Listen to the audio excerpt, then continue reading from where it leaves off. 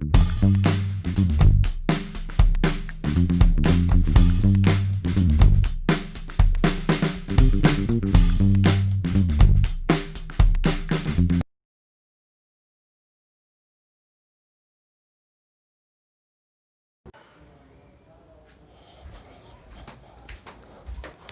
Morning everyone. आज हम class +2 subject economics और जो हमने इकोनॉमिक्स में चैप्टर स्टार्ट किया हुआ था थ्योरी ऑफ डिमांड, आज उसका ये लास्ट लेक्चर है। इसके बाद ये चैप्टर समाप्त हो जाएगा। आज हमारे दो टॉपिक मेन रहेंगे जिसमें एक तो है मांग वक्र में खिसकाव और दूसरा मांग के आधार पर वस्तुओं का वर्गीकरण। ये दो तो हमारे मेन टॉपिक है और ये टॉपिक लगभग आपने पहले पूरे तरह से पढ़ लिए हैं, बस थोड़ा सा सिस्टमेटिक अब हम जल्दी जल्दी इन्हें देखेंगे। इससे पहले मैंने क्या पिछले लेक्चर में आपको मांग में विस्तार, मांग में संकोचन, मांग में कमी और मांग में वृद्धि बताया था, तो उसका थोड़ा वो टॉपिक रह गया था। उसमें डिफरेंसेस कई बार आ जाते हैं, तो 2-4 मिनट में हम पहले वो कर लेते हैं, इसके बाद ये करेंगे। तो मैं आपको अभी बताऊंगा कि मांग में विस्तार और मांग में वृद्धि। ठीक है, तो मांग में विस्तार मैंने बताया था, जब किसी वस्तु की कीमत कम होने से उस वस्तु की मांग ज़्यादा की जाती है तो हम उसे मांग का विस्तार कहते हैं। मांग में वृद्धि, कीमत के अलावा अन्य तत्वों में परिवर्तन होने के कारण जब किसी वस्तु की मांग बढ़ती है तो हम उसे कहते हैं मांग में वृद्धि। ठीक है, तो ये जो है पहला इसका डिफरेंस है। ये मांग में जो विस्तार होता है वो कीमत के कारण होता है, और कारण भी कैसा? कीमत में कमी के कारण। कीमत कम होगी जब भी तो मांग ज़्यादा की जाएगी, तो ये क्या हो गया? मांग में कमी के कारण होता है। ये अन्य जो तत्व है उनके कारण होता है। जैसे किसी वस्तु की कीमत के अलावा जैसे व्यक्ति की उपभोक्ता की आय बढ़ना, प्रतिस्थापन, पूरक वस्तु, रुचि, प्राथमिकताएं, भविष्य, ये आदि इसके कारण हो सकते हैं। जैसे भविष्य में किसी वस्तु की कीमत ज़्यादा होने वाली है तो हम उसकी मांग अभी ज़्यादा करेंगे। प्रतिस्थापन, वस्तु की कीमत कम होगी तो अब ज़्यादा उस वस्तु को अब ज़्यादा खरीदा जाएगा। ऐसे इसमें क्या होता है, इसका जो मेजरमेंट किया जाता है, जो उसको मापा जाता है, तो उसको हम विस्तार कहते हैं। इसमें हम क्या कहते हैं? वृद्धि कहते हैं। इसके डायग्राम में देखो, इसका डायग्राम जो होता है वो बनता है कैसे? वो बनता है ऐसे।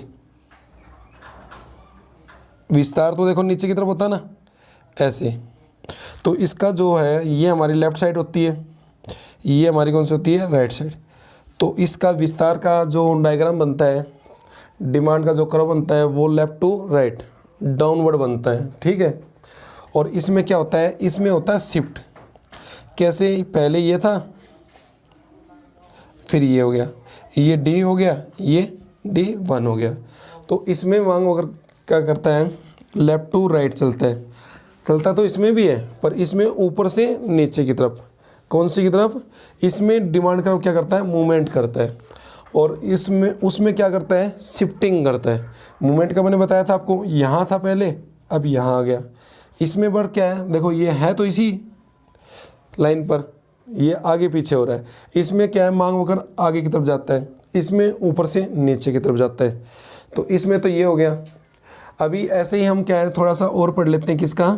मांग में संकुचन और मांग में कमी। तो जो संकुचन होता है वो मैंने आपको बताया था, और मांग में कमी, इसको क्या है? कॉन्ट्रैक्शन कहते हैं, उसको कहते हैं डिक्रीज। और ये किसके कारण बताया था मैंने आपको? ये मैंने बताया था आपको कीमत में वृद्धि के कारण। यदि कीमत बढ़ती है, कीमत क्या हो रही है? आपकी बढ़ रही है, तो उसके कारण क्या है? मांग कम की जाती है। और जो मांग कम की जाती है तो उस मांग की जितनी भी कमी होती है तो हम उसको कहते हैं संकुचन। तो हम ये कह सकते हैं ये एक होती है कीमत के कारण, और ये अन्य तत्वों के कारण। अन्य तत्व कौन से हैं? उपभोक्ता की आय कम होगी, मांग कम करेगा। प्रतिस्थापन वस्तु सस्ती होगी, मान लो चाय महंगी और कॉफ़ी में सस्ती, तो चाय की मांग कम हो जाएगी। पूरक वस्तु, पेट्रोल क्या हो जाए, पेट्रोल महंगा हो जाए तो कार की मांग गिर जाएगी, भविष्य में कीमत कम होने के चांस है, तो आज उस वस्तु की मांग क्या है, कम की जाएगी। व्यक्ति की रुचि और प्राथमिकताओं में अंतर आ गया हो, तो ऐसे ये तत्व होते हैं। इसका जो माप होता है, मापन मेजरमेंट करते हैं, उसको हम संकुचन से करते हैं। इसमें जो मांग जितनी भी कम होती है उसको हम कहते हैं संकुचन, बढ़ना एक तरह से, ठीक है। और उसमें क्या कहते हैं, कमी, डिक्रीज कहते हैं। एक तो ये है, और इसका जो डायग्राम बनता है वो ओ एक्स पर क्या है, क्वांटिटी, ओ वाई पे प्राइस। ये आपका ऐसे बनता है, इसमें पहले ये था ए पॉइंट पर, फिर बी, ये ऐसे मिलके बन गया, ये डी है, ठीक है, डिमांड करो। ये देखो नीचे से ऊपर की तरफ, माने अपवर्ड, ठीक है, नीचे से ऊपर की तरफ, इसको कहें अपवर्ड। और ये आपकी कौन सी साइड है, राइट, ये कौन सी है, लेफ्ट। तो आपका डिमांड करो कैसे शिफ्ट हो रहा है, माने मूवमेंट कर रहा है राइट टू लेफ्ट। पर इसमें क्या होता है, इसमें ओ एक्स पर ये है, पहले ये था और अब ये हो गया, पहले D1 अब ये D2। मांग आपकी कम होगी ना, तो कम होगी तो मांग होकर क्या है, अंदर की तरफ आ गया। तो इसमें होता है शिफ्ट और उसमें होता है मूवमेंट। तो ये इसमें थोड़े बहुत डिफरेंस थे और आसान थे, कोई खास नहीं थे, कई बार पूछ लिए जाते हैं, तो इसलिए मैंने आपको बता दिया। अब हमारा आज का जो मेन टॉपिक है वो है मांग वक्र में खिसकाव। ये भी आपको लगभग आता है। खिसकाव का मतलब होता है शिफ्टिंग। मांग वक्र का जो शिफ्ट जो होता है, देखो ये भी बताया मैंने, ये हमारा पहले मांग वक्र था डी। अब ये D1 होगा तो ये आगे की तरफ गया, ये D2 गया तो ये अंदर की तरफ, इसको कहते हैं शिफ्टिंग। तो वो देखो हमारा मेन टॉपिक क्या है, मांग वक्र में खिसकाव। जो डिमांड करो क्या है, शिफ्ट कैसे करता है, बैकवर्ड फॉरवर्ड करता है, पीछे भी जाता है और आगे भी जाता है। वो किस कारण होता है, इसके दो कारण हम पढ़ेंगे। वैसे तो इसके बहुत सारे कारण हो सकते हैं, पर हमें पढ़ना अभी कौन सा है, दो। एक तो पढ़ेंगे क्या है, प्रतिस्थापन वस्तु, जिसको सब्स्टिट्यूट गुड्स कहते हैं। एक होता है पूरक वस्तु, जिसको कॉम्प्लीमेंट्री कमोडिटी कहते हैं। गुड्स को कमोडिटी भी कहते हैं इकोनॉमिक्स में। तो अब हम इसको पढ़ेंगे। देखो मांग वक्र में खिसकाव किसके कारण होता है, तो आपसे पूछेंगे मांग वक्र में खिसकाव किसके कारण होता है। जब किसी वस्तु की कीमत स्थिर रख दी जाए और उस स्थिर के अलावा अन्य तत्वों में जब हम परिवर्तन करते हैं तो मांग वक्र में क्या होता है, मांग वक्र में परिवर्तन होता है। और जो परिवर्तन होता है या तो उसमें वृद्धि होगी या उसमें कमी होगी। वृद्धि होती है तो मांग वक्र हमारा आगे की तरफ जाता है, और कमी होती है तो अंदर की तरफ जाता है। जो अंदर और बाहर जाता है उसी को हम शिफ्टिंग कहते हैं। तो शिफ्टिंग का कई बार पूछते हैं कि भाई डिमांड करो जो है शिफ्टिंग कैसे होता है, कीमत के साथ होता है या अन्य तत्वों के साथ, अन्य तत्वों के साथ होता है, ठीक है। अब ये हमें दो वस्तुओं के संदर्भ में पढ़ना है। संबंधित वस्तु हमने पढ़े थे, रिलेटिव गुड्स पढ़े थे, जिसमें एक सब्स्टिट्यूट गुड्स आए थे, एक कॉम्प्लीमेंट्री गुड्स आए थे। तो इसको प्रतिस्थापन वस्तु भी कहते हैं। प्रतिस्थापन वस्तु से हमारा जो मांग वक्र का खिसकाव कैसे होता है, तो पहले तो हमें ये पता भी होना चाहिए कि प्रतिस्थापन वस्तु किसे कहते हैं। हमने पिछले लेक्चर में इसको कवर भी किया है। प्रतिस्थापन का वस्तु का मतलब वह वस्तु जो एक वस्तु के स्थान पर दूसरी वस्तु को यूज किया जाए उसे प्रतिस्थापन वस्तु कहते हैं। जैसे चाय के स्थान पर कॉफ़ी और कॉफ़ी के स्थान पर चाय, तो हम कह सकते हैं कि चाय का जो प्रतिस्थापन क्या है, कॉफ़ी है। ऐसे ब्रेड और मक्खन, ऐसे इंक और क्या है, स्याही वाला जो पेन है वो, ठीक है। ऐसे बहुत सारी चीज़ें होती है जो प्रतिस्थापन संबंध रखती है। अब प्रतिस्थापन वस्तुओं से हमारे मांग वक्र में क्या खिसकाव हो सकता है वो हमें पढ़ना है। तो मैंने पहले प्रतिस्थापन वस्तुओं के बारे में बता दिया। अब प्रतिस्थापन वस्तुओं के बारे में दो प्रकार से देखा जा सकता है। प्रतिस्थापन, उसको हम दो तरीके से देखेंगे। जैसे हम पहले पढ़ लेते हैं, हमारे पास ये एक वस्तु है, ये बी वस्तु है, ये हमारी मान लो टी है और ये हमारी कॉफ़ी है। तो हम पढ़ेंगे तो इसके बारे में, और ये इसकी क्या है, प्रतिस्थापन वस्तु है।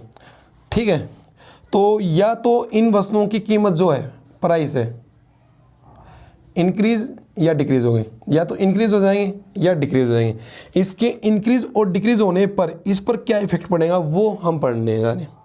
तो हमारा पहला होगा, जब किसी प्रतिस्थापन वस्तु की कीमत में परिवर्तन होता है, तो परिवर्तन कैसा होता है, मान लीजिए उसकी कीमत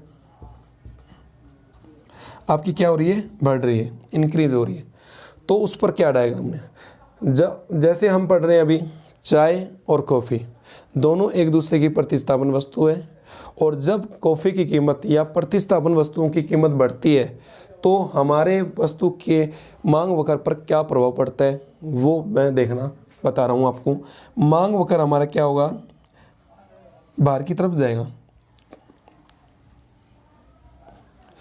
ये D है, ये D1 है। कैसे जाएगा, जैसे मैं बता रहा हूँ। अब मान लीजिए टी की जो कीमत पढ़ रहे हैं हम, टी के बारे में पढ़ रहे हैं, उस समय इसकी मांग कितनी है, मान लो 10, 5 कीमत है तो ये बन गया।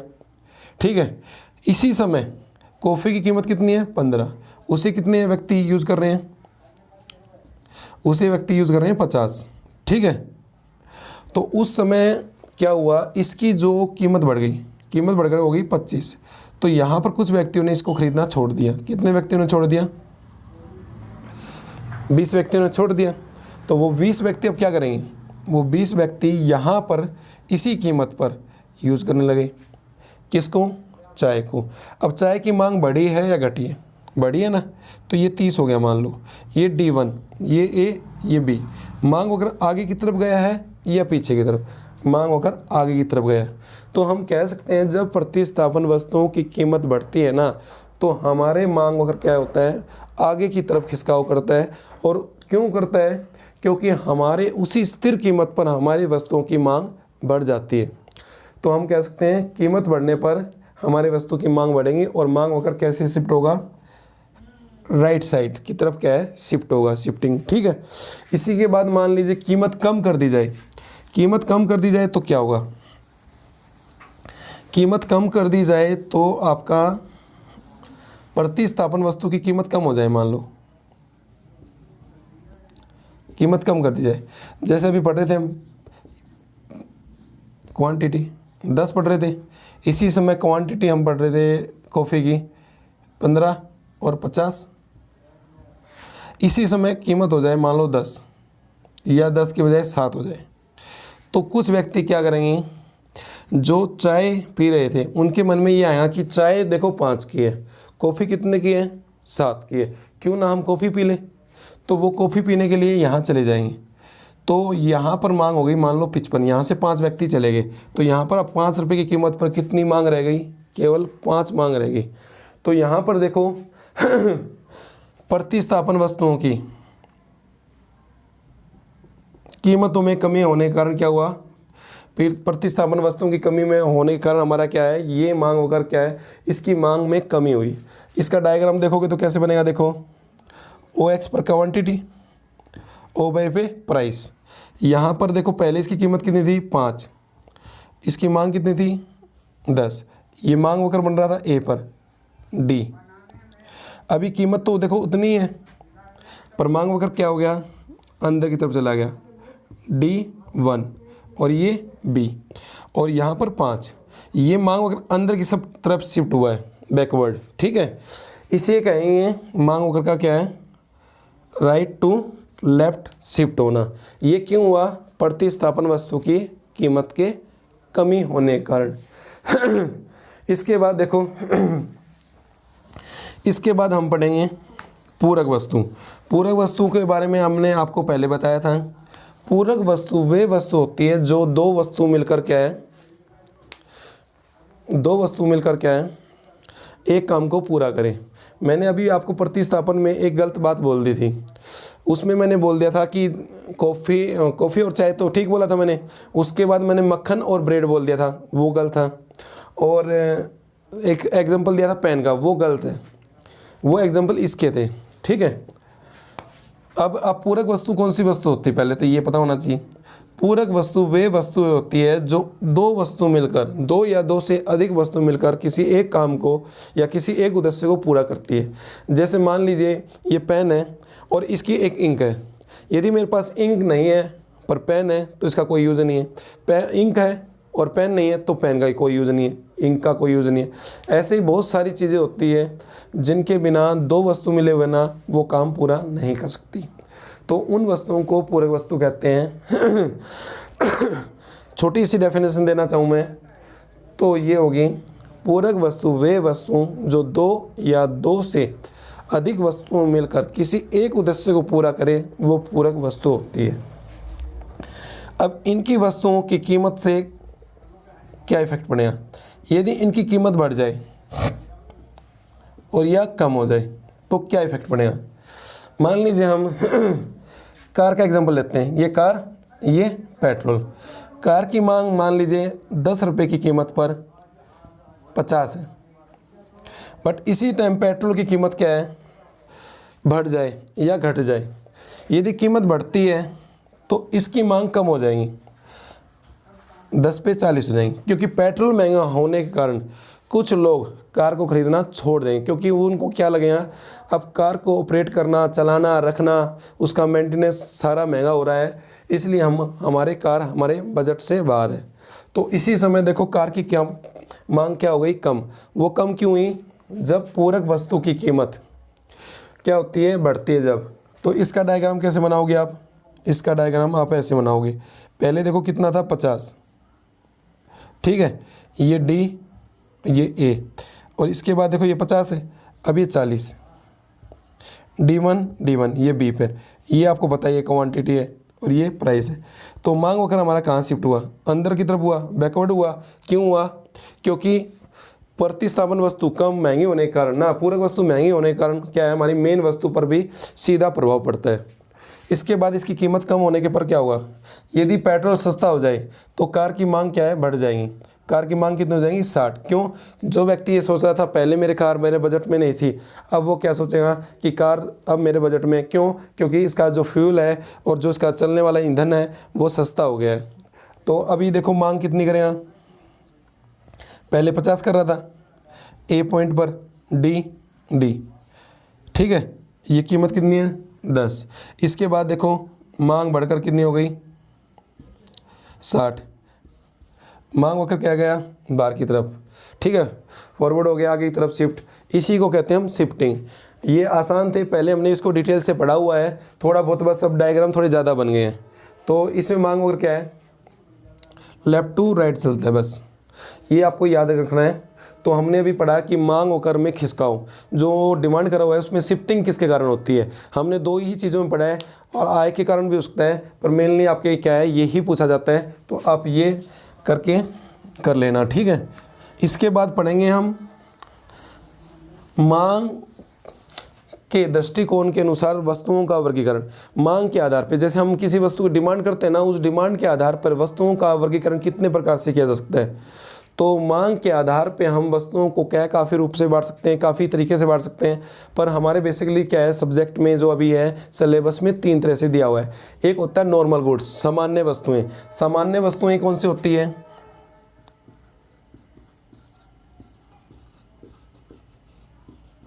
सामान्य वस्तु वे वस्तुएं होती है जिनका आय के साथ क्या है प्रत्यक्ष संबंध होता है, सीधा संबंध होता है।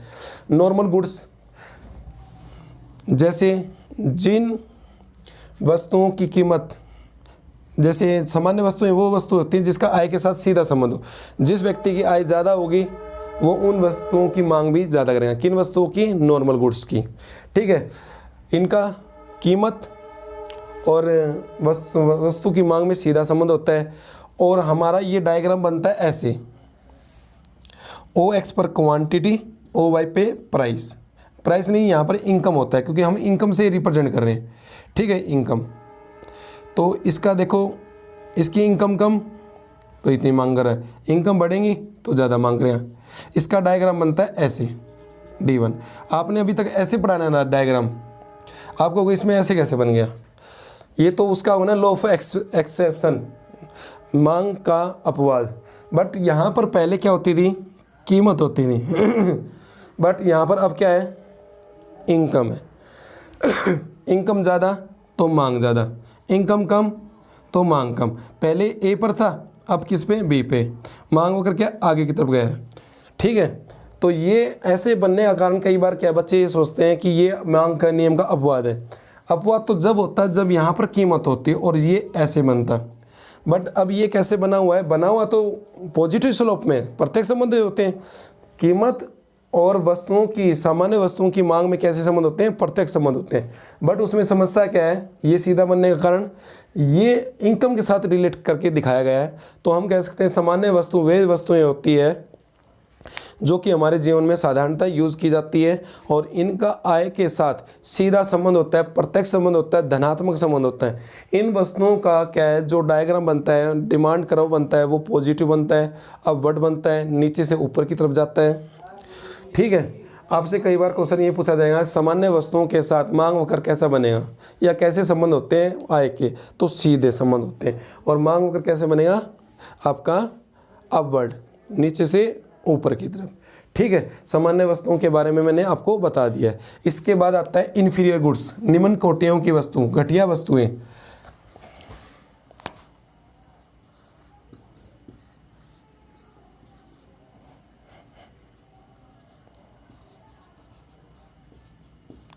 ऐसी वस्तुएं जो घटिया प्रकार की वस्तुएं होती है और इनका आय के साथ कैसा संबंध होगा, इनका आय के साथ विपरीत संबंध होगा। क्यों होगा, क्योंकि मान लीजिए किसी व्यक्ति की आय ज़्यादा है तो वो घटिया वस्तु कम खरीदेगा, और उसकी आय कम है तो वो ज़्यादा खरीदनी पड़ेगी, क्योंकि उसको अपने जीवन को चलाने के लिए, यापन करने के लिए, अपने जीवन को अच्छी तरह से चलाने के लिए उसे क्या ज़्यादा क्वांटिटी चाहिए, और अच्छी वस्तुओं की ज़्यादा क्वांटिटी उसके पास आ नहीं सकती क्योंकि उसकी आय कम है। इसलिए वो क्या है, घटिया प्रकार की वस्तुओं को ज़्यादा खरीद कर अपना जीवन यापन कर पाएगा।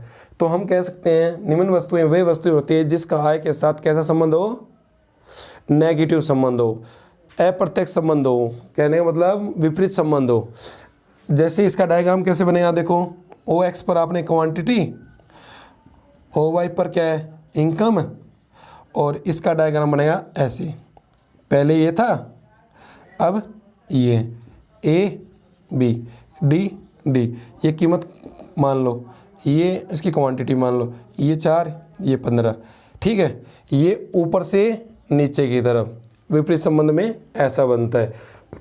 तो हम ये कह सकते हैं जो घटिया प्रकार की वस्तु होती है, इन्फीरियर गुड्स होते हैं, उनका कैसा संबंध होता है, उनका संबंध होता है आपका नेगेटिव। ठीक है, ऋणात्मक। और इनका जो डायग्राम बनता है वो डायग्राम बनता है इनका अप से डाउनवर्ड, या हम इसको देखो ये कहते हैं ना लेफ्ट साइड आपकी, लेफ्ट टू राइट, ये लेफ्ट ना, लेफ्ट टू राइट चलता है। ठीक है, तो हम ये कह सकते हैं। इसके बाद कौन सा आएगा, इसके बाद आएगा गिफन गुड्स। गिफन गुड्स कौन से होते हैं, गिफन गुड्स का मतलब हुआ गिफन वस्तुएं ऐसी वस्तुएं जिसकी 2 क्वालिटी पाई जाती है, जिसका ये मान लो गिफन गुड्स है और ये उसकी कीमत है और ये इनकम। इसके कीमत के साथ तो सीधे संबंध, और इसके साथ कौन से संबंध, इनकम के साथ नेगेटिव संबंध। ऐसी वस्तुएं या निम्न कोटि की वस्तुएं जिसका कीमत प्रभाव तो धनात्मक हो, कीमत के बढ़ने पर वो ज़्यादा खरीदी जाती है, कीमत के कम होने पर कम खरीदी जाती है। आय के साथ ऋणात्मक, आय ज़्यादा होगी तो उसको कम खरीदेगा और कम होगी तो ज़्यादा खरीदेगा। तो हम कह सकते हैं गिफन वस्तुएं वे वस्तुएं होती हैं जिसका कीमत प्रभाव तो धनात्मक और आय प्रभाव ऋणात्मक होता है। आपसे तो इस क्लास में जो +2 क्लास में है वो इतना ही पूछते हैं। इसकी वैसे काफ़ी डिटेल मैंने आपको एक बार बताया था, इसका एक लेक्चर भी आपको देना है, बट लेक्चर ज़्यादा होने के कारण मैं क्या है इसको जल्दी एक बार आपका समाप्त करता हूँ, उसके बाद आपको एक दिन इसका लेक्चर दिया जाएगा अलग से। ठीक है, तो गिफन वस्तुओं के साथ कैसे संबंध होते हैं, कीमत के साथ होते हैं आपके धनात्मक पॉजिटिव रिलेशन, और आय के साथ कैसे होते हैं ऋणात्मक। वेरी मोस्ट है आपके, ये बहुत पूछते हैं। ठीक है, इसका डायग्राम हम ऐसे बनाएं, इनकम के साथ बनाएं तो देखो ऐसे बनेगा, इनकम के साथ तो ऐसे बनने वाला है क्योंकि यहाँ इनकम यहाँ क्वांटिटी, ओ एक्स पर क्या है क्वांटिटी OY पे प्राइस, पहले ये था अब ये डिमांड कराओ कैसे, ऊपर से नीचे। यदि इसी डायग्राम को हम किससे अकॉर्डिंग करें, प्राइस के अकॉर्डिंग, तो ये ऐसे बनेगा, ठीक है। ये डिमांड कराओ, ये ऐसे शिफ्ट हो रहा है, ये पहले ए था बी था, ये ऐसे। तो ऐसे आपका ये क्वेश्चन है, इस क्वेश्चन को कर लेना, इम्पोर्टेंट है ये। 1 नंबर में ये क्वेश्चन पूछते हैं रिलेशन के बारे में। तो आपका ये चैप्टर मैंने आपका करवा दिया है, और इसमें कोई भी कमी रही होगी तो मैं आगे भी इसमें करवा दूंगा, और भी चीज़ ऐड करनी होगी तो। और हमारी तरफ से इसमें क्या है, अच्छी कोशिश की, हमने इसके 4-5 लेक्चर दिए हैं। क्यों दिए हैं, इसका कारण भी ये है कि ये अपने अलग अलग चैप्टरों का बेस बनाता है। यदि हमारा यही कमज़ोर रह गया तो हमें आगे पढ़ने में बड़ी परेशानी होगी। तो आप ये अच्छी तरह से करो, और हमारे चैनल को आप क्या आगे बढ़ाओ, ये आपका ही चैनल है, और इसे सब्सक्राइब और शेयर करो। यदि ये चैनल बढ़ता रहेगा आगे तो हमारे और अच्छे अच्छे प्रोजेक्ट इससे जुड़ेंगे। हम बहुत अच्छी अच्छी चीज़ें इसमें क्या है लाकर इंक्लूड करेंगे। आपको किसी प्रकार की यहाँ पर एजुकेशन के मटेरियल में कमी नहीं होगी। आपका अकाउंट का भी सिलेबस करवाया जाएगा, आपका बिजनेस का भी करवाया जाएगा, आपका इकोनॉमिक्स का भी करवाया जाएगा। आप यहाँ पर इस चैनल के माध्यम से अपनी क्या है पूरी पढ़ाई कर सकते हो। और आपका बस यही एक है कि आप इस चैनल को क्या शेयर, लाइक और सब्सक्राइब करवाओ और करो। थैंक यू आज के लिए।